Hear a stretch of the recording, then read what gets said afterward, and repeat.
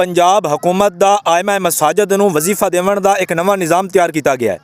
और वो निज़ाम दे विच है कि जिहड़ा पहली वारी खिलाफ वर्जी करे सी उन्होंने वार्निंग दी जासी, जिहड़ा दूसरी वारी खिलाफ वर्जी करे सी उनका 3 महीनों वास्ते वजीफा 15,000 कर दिता जासी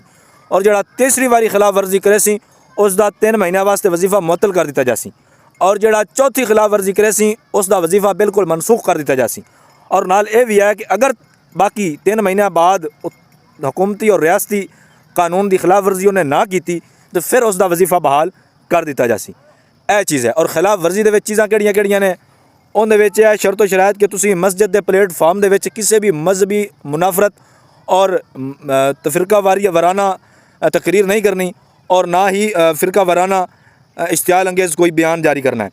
दूसरा है कि पाकिस्तान दे विच तुसी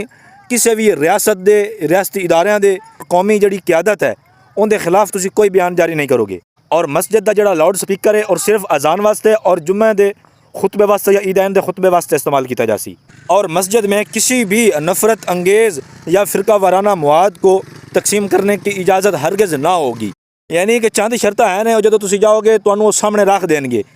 इन्हां शर्तां ते तुसी अमल करोगे तो तुहाडा 25,000 हर महीने वजीफा जारी रहेगा। यानी तुसी रियासत के खिलाफ हुकूमती क़यादत के खिलाफ किसी किस्म की कोई गल नहीं करोगे और ना ही किसी फ़िरके के खिलाफ कोई भी फ़िरका